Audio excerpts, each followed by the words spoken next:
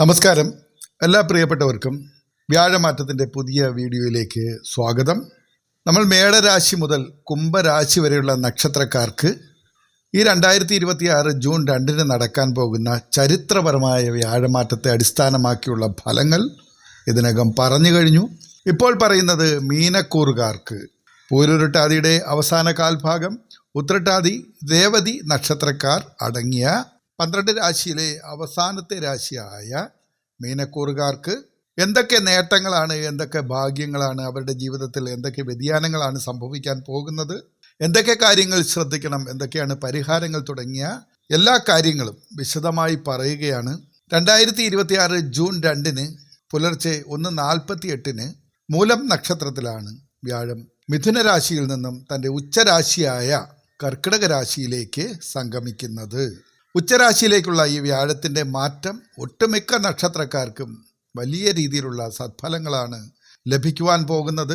അതുകൊണ്ട് തന്നെ സർവേശ്വര കാരകനായ മഹാഗുരുവായ സമ്പത്തിൻ്റെ കാരകനായ വ്യാഴം തൻ്റെ ഉച്ചരാശിയിലേക്കുള്ള ഈ സംക്രമണത്തെ ജ്യോതിഷ ലോകം വളരെ പ്രാധാന്യത്തോടു കൂടിയാണ് കാണുന്നത്. നിങ്ങളുടെ നക്ഷത്രം ഏതായാലും ശരി തന്നെ ഈ വീഡിയോയിൽ കമൻറ്റ് ചെയ്യുക. ഞങ്ങളുടെ പ്രാർത്ഥനകൾ തീർച്ചയായും നിങ്ങളെ ഉൾപ്പെടുത്തുന്നതാണ്. ഈ വ്യാഴമാറ്റം മീനരാശിക്കാർക്ക് നിങ്ങളുടെ 5ാം ഭാവത്തിലേക്കാണ് നടക്കുന്നത്. അതായത് 4ാം ഭാവത്തിൽ നിന്നും വ്യാഴം 5ാം ഭാവത്തിലേക്ക് സഞ്ചരിക്കുന്നു. 5ാം ഭാവം എന്നത് പൂർവ്വ പുണ്യത്തിൻ്റെയും ബുദ്ധിയുടെയും സന്താനങ്ങളുടെയും സ്ഥാനമാണ്. നിങ്ങളുടെ രാശ്യാധിപൻ കൂടിയായ വ്യാഴം സ്വന്തം ഉച്ചബലത്തോടു കൂടി 5ൽ വരുമ്പോൾ മീനരാശിക്കാർക്ക് അത് ജീവിതത്തിലെ സകല പ്രതിസന്ധികളും മാറ്റുന്ന ഒരു മഹാഭാഗ്യകാലമായി മാറും. ഈ ഉച്ചമാറ്റം നിങ്ങളുടെ സാമ്പത്തികം, തൊഴിൽ, വീട്, വാഹനം, വിവാഹം, വിദ്യാഭ്യാസം തുടങ്ങി എല്ലാ മേഖലകളിലും എന്തൊക്കെ മാറ്റങ്ങളാണ് വരുത്താൻ പോകുന്നത് എന്ന് നമുക്ക് നോക്കാം. 5ാം ഭാവത്തിലെ ഈ ഉച്ചവ്യാഴം നിങ്ങളുടെ കർമ്മരംഗത്ത് വലിയ കുതിച്ചുചാട്ടമാണ് സമ്മാനിക്കുന്നത്. ബുദ്ധിസ്ഥാനത്ത് വ്യാഴം നിൽക്കുന്നതിനാൽ ഔദ്യോഗിക രംഗത്ത് ശരിയായ തീരുമാനങ്ങൾ എടുക്കാനും അതിലൂടെ വലിയ വിജയങ്ങൾ കൈവരിക്കുവാനും നിങ്ങൾക്ക് ഈ സമയത്ത് സാധിക്കും. ഉദ്യോഗസ്ഥർക്ക് ദീർഘകാലമായി കാത്തിരുന്ന സ്ഥാനക്കയറ്റം, ശമ്പള വർധനവ് അല്ലെങ്കിൽ ആഗ്രഹിച്ച സ്ഥാനത്തേക്കുള്ള മാറ്റം എന്നിവ ഈ സമയത്ത് സംഭവിക്കും. പുതിയ ജോലി അന്വേഷിക്കുന്നവർക്ക് നിങ്ങളുടെ യോഗ്യതയ്ക്കനുസരിച്ചുള്ള മികച്ച ജോലി ലഭിക്കുവാൻ സാധ്യത ഏറെയാണ്. സഹപ്രവർത്തകരിൽ നിന്നും മേലധികാരികളിൽ നിന്നും പൂർണ്ണമായ ഒരു പിന്തുണ ഈ കാലഘട്ടത്തിൽ നിങ്ങൾക്ക് ലഭിക്കും. മീനരാശിക്കാർക്ക് ധനപരമായി ഏറ്റവും മികച്ച സമയം തന്നെയാണിത്. 5ലെ ഉച്ചവ്യാഴം 9ാം ഭാവമായ ഭാഗ്യസ്ഥാനത്തെയും 11ാം ഭാവമായ ലാഭസ്ഥാനത്തെയും തൻ്റെ അമൃത ദൃഷ്ടി കൊണ്ട് നോക്കുന്നുണ്ട്. അതുകൊണ്ട് തന്നെ ഒന്നിലധികം മാർഗങ്ങളിലൂടെ ധന ആഗമം നിങ്ങൾക്ക് ഈ സമയത്തുണ്ടാകും. നിങ്ങളുടെ കർമ്മ മേഖല പുഷ്ടിപ്പെടും, വരുമാനം വർദ്ധിക്കും, നഷ്ടത്തിൽ ഓടിക്കൊണ്ടിരുന്ന പ്രസ്ഥാനങ്ങൾ ലാഭത്തിലെത്തും, ഔദ്യോഗിക രംഗത്ത് പ്രവർത്തിക്കുന്നവർക്ക് മികച്ച സ്ഥാനങ്ങൾ കിട്ടും, അംഗീകാരങ്ങൾ കിട്ടും. സാമ്പത്തികപരമായി നിങ്ങളുടെ കർമ്മരംഗത്ത് നിന്നും എല്ലാ തരത്തിലുമുള്ള നേട്ടങ്ങൾ ഉണ്ടാകുന്ന സമയമാണ്. ദീർഘകാലമായി നിങ്ങളെ അലട്ടിക്കൊണ്ടിരുന്ന കടബാധ്യതകളിൽ നിന്നും നിങ്ങൾക്ക് രക്ഷപ്പെടുവാൻ, അതായത് പടിപടിയായി നിങ്ങളുടെ കടബാധ്യതകൾ തീർക്കുവാൻ ഈ സമയത്ത് സാധിക്കും. അത് ഭൂമിയോ സ്വർണമോ വാഹനങ്ങളോ അല്ലെങ്കിൽ എന്തെങ്കിലും പ്രോജക്റ്റുകളോ സംരംഭങ്ങളോ ഒക്കെ ആകാം. അതിൽ നിങ്ങൾ നിക്ഷേപിച്ചിരുന്ന തുകയിൽ നിന്നും ഈ സമയത്ത് ലാഭം നിങ്ങൾക്ക് ലഭിക്കാൻ തുടങ്ങും.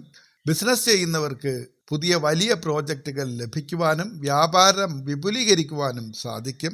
നിങ്ങളുടെ കർമ്മ മേഖലയിലേക്ക് പണം ഇൻവെസ്റ്റ് ചെയ്യുവാൻ തയ്യാറായി പങ്കാളികൾ എത്തുവാൻ സാധ്യതയുള്ള സമയമാണ്.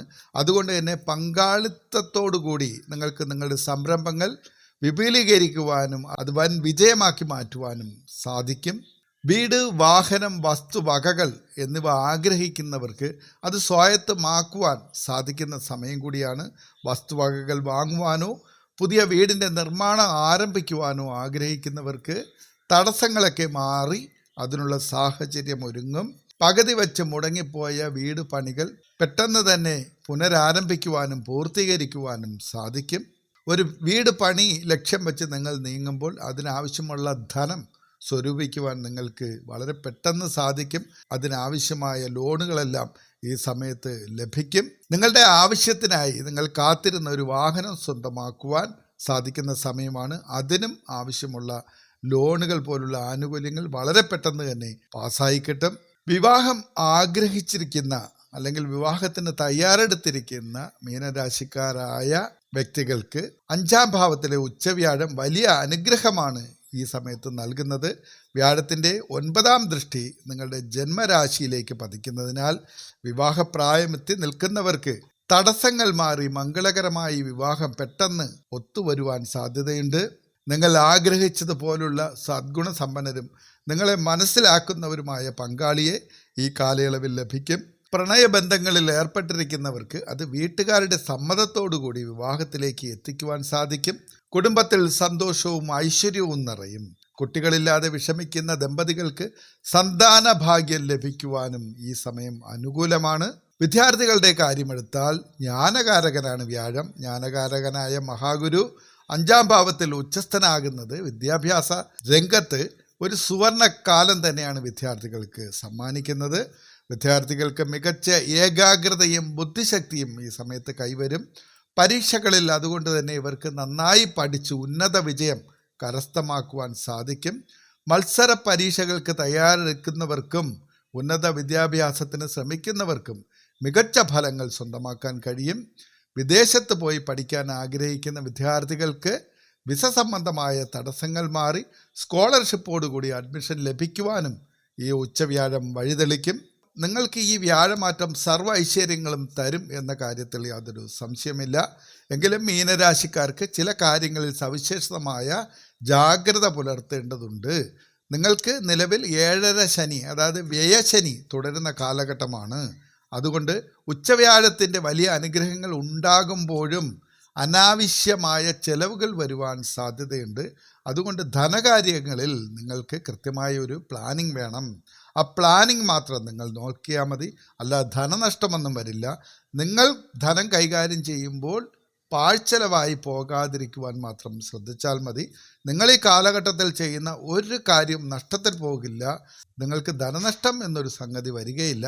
പക്ഷെ നിങ്ങളുടെ സ്വഭാവത്തിലെ വ്യതിയാനം, അതായത് കൃത്യമായി ഒരു കാര്യം പഠിക്കാതെ അല്ലെങ്കിൽ അതിൻ്റെ അവസ്ഥ എന്തെന്ന് മനസ്സിലാക്കാതെ എടുത്തു ചാടി ധനം വിനിയോഗിക്കുമ്പോൾ നിങ്ങൾക്ക് നഷ്ടം വരാൻ സാധ്യതയുണ്ട്. പാഴ്ചെലവായി പോകുവാൻ സാധ്യതയുണ്ട്. സാമ്പത്തികപരമായ കാര്യങ്ങൾ ചെയ്യുമ്പോൾ കൃത്യമായ ഒരു ശ്രദ്ധ നിങ്ങൾക്ക് വേണം. കർമ്മരംഗം പുഷ്ടിപ്പെടുന്നത് കൊണ്ട് തന്നെ നിങ്ങളുടെ കൈകളിലേക്ക് ധനം വരുന്ന സമയം തന്നെയാണ്. നിങ്ങളുടെ വ്യാപാര വ്യവസായ ഔദ്യോഗിക രംഗത്ത് മികച്ച വരുമാനം, സ്ഥാനക്കയറ്റം തുടങ്ങിയവയെല്ലാം നിങ്ങൾക്ക് ലഭിക്കും. നിങ്ങളിറങ്ങുന്ന നല്ല പ്രവർത്തികളിൽ നിന്നെല്ലാം ധനലാഭം ഉണ്ടാകുകയും ചെയ്യും. പാഴ്ചെലവ് മാത്രം ഒന്ന് ശ്രദ്ധിച്ച് പോകുക. അമിതമായ ആത്മവിശ്വാസം കാരണം ചില കാര്യങ്ങളിൽ ധൃതി പിടിച്ച് തീരുമാനങ്ങൾ എടുക്കരുത്. ആലോചിച്ച് നന്നായി പഠിച്ചിട്ട് മാത്രം തീരുമാനങ്ങൾ എടുക്കുകയും അതിലേക്ക് പണം മുടക്കുകയും ചെയ്യണം. നിങ്ങളുടെ ജാതകത്തിൽ ദശാകാലങ്ങൾ അനുകൂലമാണെങ്കിൽ ഈ 7.5 ശനിയുടെ, അതായത് വ്യയശനിയുടെ ദോഷങ്ങളൊന്നും നിങ്ങളെ ബാധിക്കുകയില്ല. നല്ല ഫലങ്ങൾ ഇരട്ടിയായി നിങ്ങൾക്ക് ലഭിക്കുകയും ചെയ്യും. അതേസമയം ദോഷകരമായ അപഹാരങ്ങളിലൂടെയാണ് നിങ്ങൾ കടന്നു പോകുന്നതെങ്കിൽ, അല്ലെങ്കിൽ ശുഭഗ്രഹങ്ങൾ മോശം അവസ്ഥയിലാണ് നിൽക്കുന്നതെങ്കിൽ അതിന് വേണ്ട പരിഹാരങ്ങൾ നിങ്ങൾ ചെയ്താൽ മതി. മറ്റൊന്നും പേടിക്കാനില്ല. മീനരാശിക്കാരെ സംബന്ധിച്ച് വളരെ നല്ല ഒരു സമയമാണ്. വാഹനം, വീട്, വ്യവസായത്തിൽ അല്ലെങ്കിൽ ഔദ്യോഗിക സംരംഭങ്ങളിലെല്ലാം ഉന്നതി, ഇഷ്ടവിവാഹം തുടങ്ങി വിദ്യാർത്ഥികൾക്ക് അവർ ഉദ്ദേശിക്കുന്ന കാര്യത്തിൽ പഠിക്കാനുള്ള സ്കോളർഷിപ്പ് അല്ലെങ്കിൽ ഉന്നത വിജയം, അങ്ങനെ മീനരാശിക്കാരെ സംബന്ധിച്ച് സർവ്വകാര്യങ്ങളിലും ഉന്നതി, ഐശ്വര്യവും ഉണ്ടാകുന്ന സമയം തന്നെയാണ്. വ്യാഴത്തിൻ്റെ പൂർണ്ണ അനുഗ്രഹം എപ്പോഴും നിലനിൽക്കുവാനും ശനിദോഷങ്ങൾ കുറയ്ക്കുന്നതിനുമായി ഇനി പറയുന്ന ലളിതമായ പരിഹാരങ്ങൾ കൂടി ഒന്ന് ചെയ്തു നോക്കുക. വ്യാഴാഴ്ചകളിൽ വിഷ്ണു ക്ഷേത്ര ദർശനം നടത്തുകയും വിഷ്ണു സഹസ്രനാമം ജപിക്കുകയും അല്ലെങ്കിൽ അത് കേൾക്കുകയോ ചെയ്യുക. 7.5 ശനി ഉള്ളതിനാൽ ശനിയാഴ്ചകളിൽ ശാസ്താക്ഷേത്രത്തിലോ ഹനുമാൻ ക്ഷേത്രത്തിലോ ദർശനം നടത്തി പ്രാർത്ഥിക്കുന്നതും അതീവ ഗുണകരമാണ്.